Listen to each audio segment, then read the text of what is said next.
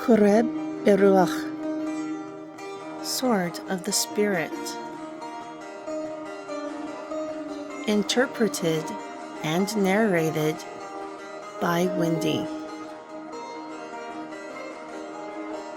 The Book of Revelation, Chapter 10.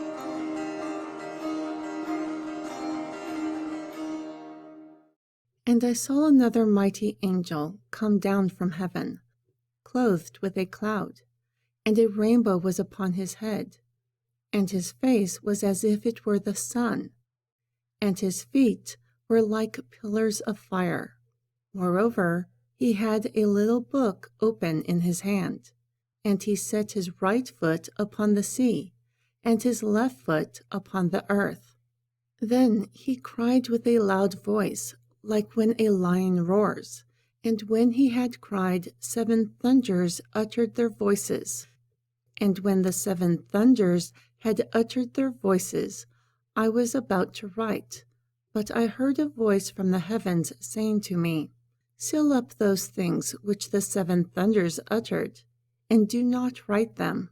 Furthermore, the angel that I saw standing upon the sea and earth lifted up his hand to heaven, and swore by him who lives forever and ever, who created heaven and the things that are in it, also the earth and the things that are in it, also the sea and the things that are in it, so that there would be no more time.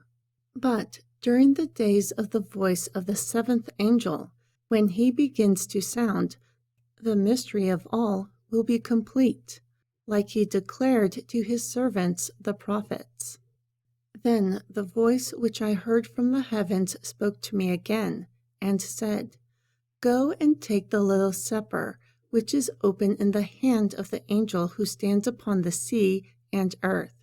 So I went to the angel, and said to him, Give me the little scepter. Therefore he said to me, Take it and eat it up, and it will make your belly bitter, but it will be as sweet as honey in your mouth. Thus I took the little scepter out of the angel's hand and ate it up, and it was as sweet as honey in my mouth.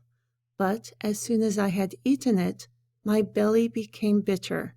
Then he said to me, You must prophesy again before many peoples and nations and tongues and kings.